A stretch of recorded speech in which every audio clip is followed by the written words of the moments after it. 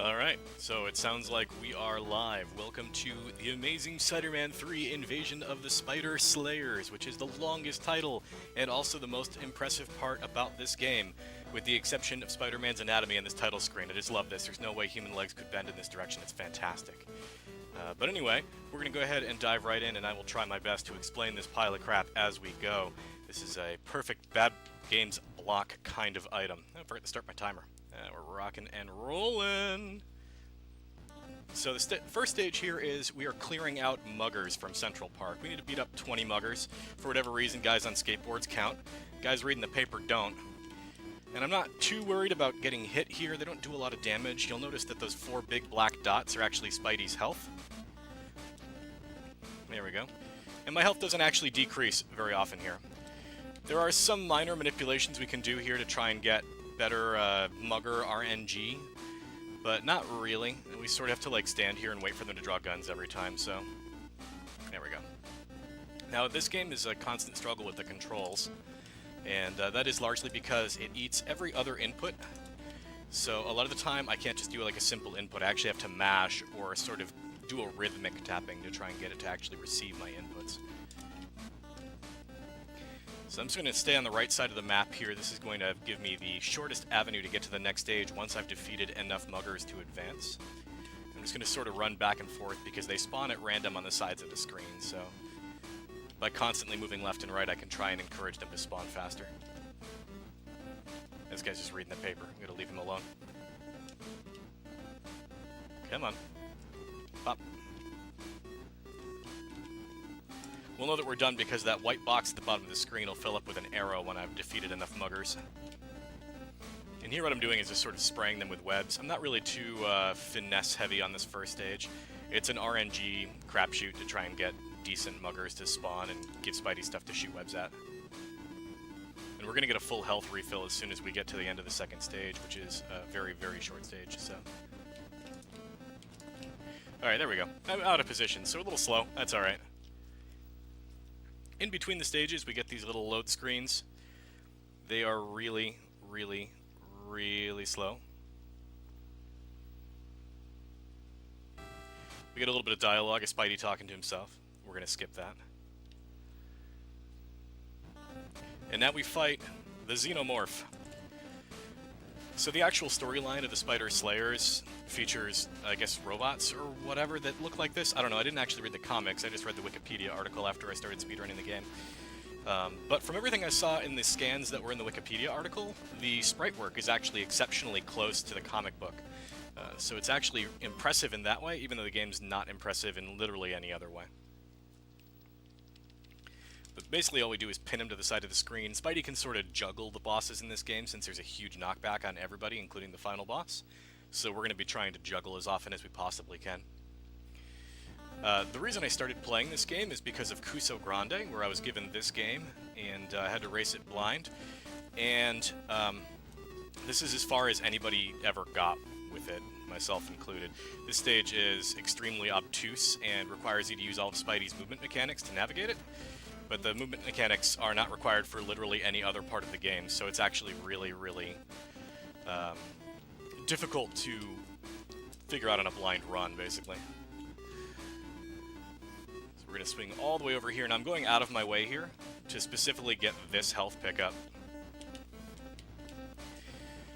These little pickups here, they vary from purpose to purpose. Sometimes they increase Spidey's power or defense, give him extra lives, that sort of thing. The ones that increase his attack power are absolutely critical, because the final boss, with every attack power upgrade, takes 17 hits, and if you miss one, it takes 59.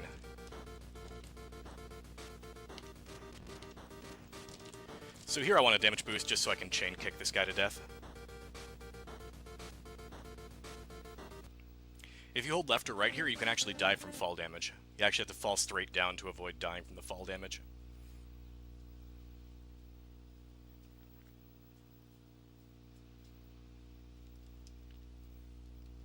So we are now entering the second sequence of stages where we fight Electro. The second really RNG heavy part of the run is coming up momentarily, but first we need to go collect one of these power-ups. You'll see on these jumps, they're incredibly precise in a weird way, and by that I mostly mean because you're fighting with the inputs. So trying to get Spidey to do a double jump at all is kind of a challenge. But I'll face Spidey down before I try and do them. And that is largely because it sort of pushes Spidey away from the wall a little bit. Oh, please, police officer, do not come this way. If you antagonize the police officer, he runs over and beats the crap out of Spider-Man.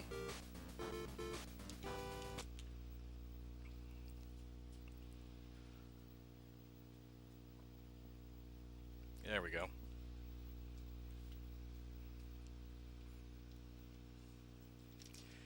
So we've chased Electro into the building, and now Electro is going to sort of run around while the robot flies through the center chamber. We've got this sort of shaft cut out of the building here, and there's going to be a robot right there that occasionally just strolls through the area and hits Spidey. He's got a huge knockback, does mad damage, he shoots lasers.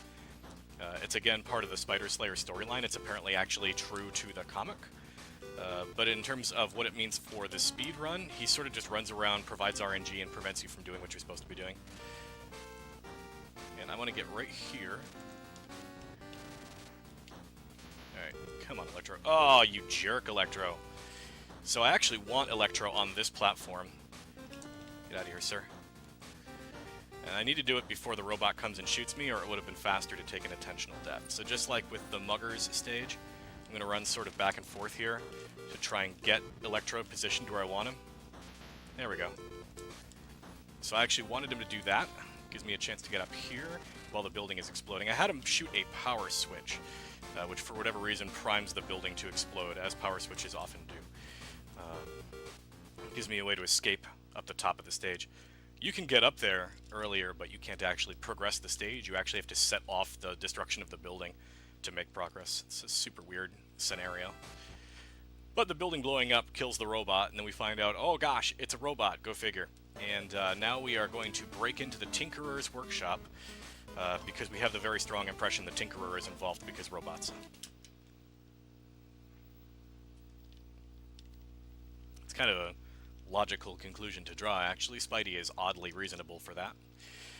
That particular stage I just completed, by the way, not the really short one, but the one in the building upright where it explodes, actually is enormously RNG heavy, and I got really, really cooperative RNG for it. It's I've had really good luck with this game in marathons, and substantially less luck with it when I was trying to grind out record attempts. I actually never phased through the floor there before. I was a little worried I might have hard-locked.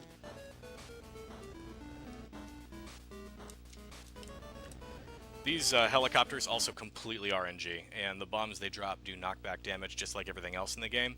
And the knockback is actually so severe that if you're standing on a thin platform, you can phase through the platform and just fall. And Spider-Man takes fall damage. So in this stage right here, we're going to be climbing vertically, and they can just show up and hit me with a bomb that I have no hope of dodging. And if they do so, it can actually knock me through the platforms all the way back to the beginning of the stage. So there's more RNG here. Although they tend to be a little bit nicer. Usually if that happens, it's an indicator of really atrocious luck. They also like to fly around and scare the crap out of me without dropping any bombs. Alright, this guy's gonna come back down.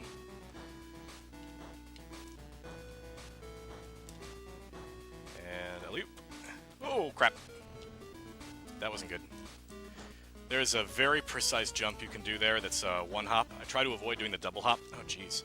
Alright, I guess we're doing this stage over again. The double hop often makes you hit the ceiling, and collision with the ceiling actually arrests Spidey's left to right movement. So I try to avoid double jumping there if possible. It's been a while since I missed that jump, though. That's a little sad.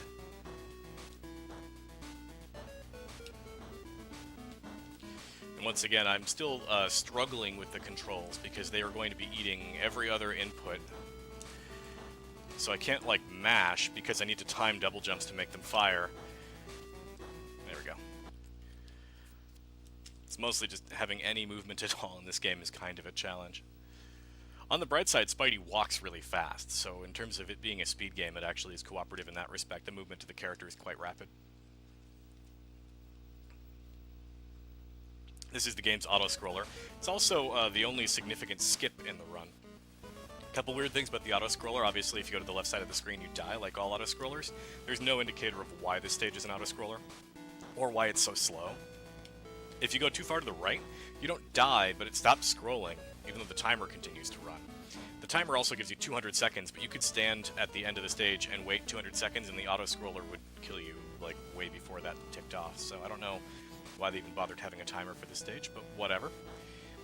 These flame jets have knockback damage. They do a moderate amount of damage. They're not really all that dangerous, but the metal tube that sticks out is actually instant death if you touch it. And so it's not a big deal when they're on the ceiling, but we have one tube right here. It's completely random when it fires, and it will knock back you into the tube. So I sort of just have to guess and hope I get lucky enough to jump over it. In this case, I did. And then here's the skip. We sort of phase through the ceiling and we're gone. The stage transition's actually in the ceiling, and you're not supposed to be able to stick a web anywhere in the stage, but you can put one right there. It allows you to navigate up through the top of the stage about halfway through it.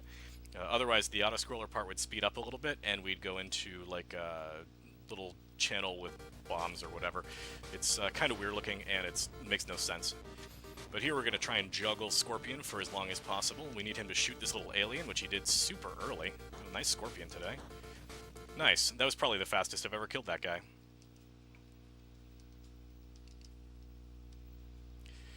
So the mechanic there is a little facehugger type alien lands on Spidey's head, and you can't actually use any attack buttons, but you need Scorpion to shoot the thing off of your dome and then go over there and punch him.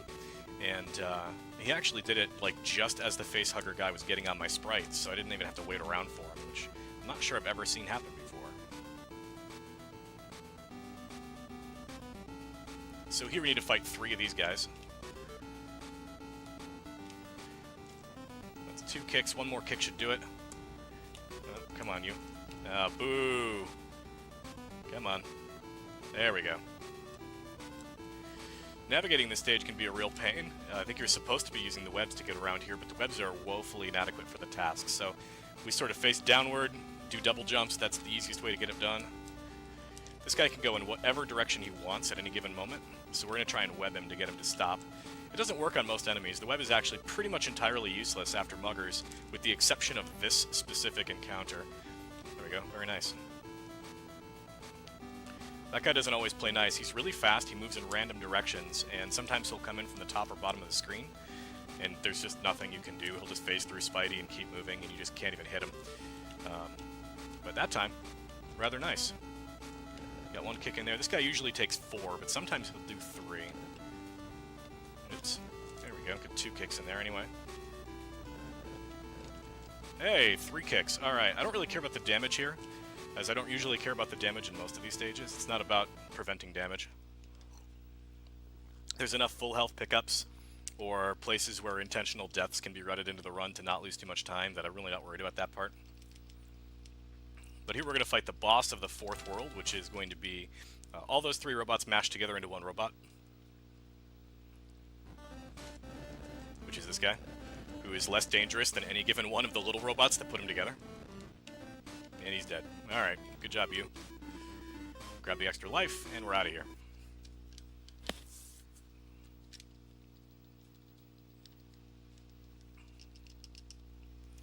Alright, we're coming up on the final sequence of stages here. We've got 1 mini stage, and then 3 enemies, and then the final boss. So we're probably only about 2.5 or 3 minutes away from the end now. I'm going to grab the power-up hidden on the opposite side of this hole in the ground. That's 1 of the final stages down. Very difficult, complex platforming. Edge of your seat, you know, all that jazz. Next up, we've got the 3 minions that defend the final boss. Final boss is a guy named Smythe. There's a whole story about him in the comics. I'm not going to go into that because I don't remember enough of it anyway. Suffice to say, we got these dudes who are in these like weird recumbent bicycle things, and they're going to shoot missiles at us that explode, and we're just going to sit in a corner and kick them because that's how you defend yourself in Spider-Man's world. That's 1 down. I want to kick as late as possible. It gives Spidey the correct amount of iframes to avoid taking damage. Doesn't always work, but it's better than kicking immediately on contact, which will guarantee you take damage. Give yourself some window of success here. Like that. Very nice. Alright, final boss time. We need to kick him 17 times to win the game. Actually, on a really good pace right now, too.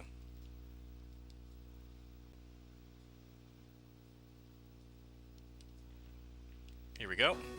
1, 2, 3, 4, 5, 6, 7, 8, 9, 10, 11, 12, 13, 14, 15, 16, and time. There it is. So we are going to let it play for another 25 seconds or so as we get the finale of Spider-Man's dialogue here, because it basically encompasses the world of speedrunning this game.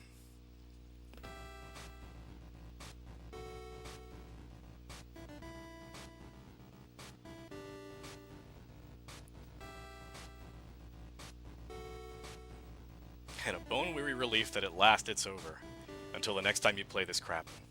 But anyway, thank you, Handheld Heroes, for having me here to do this run. I really enjoyed doing this for you this morning, and look forward to some great runs still to come. I'm KowalLazy, and I will catch you guys later. The host can take it away when they're ready.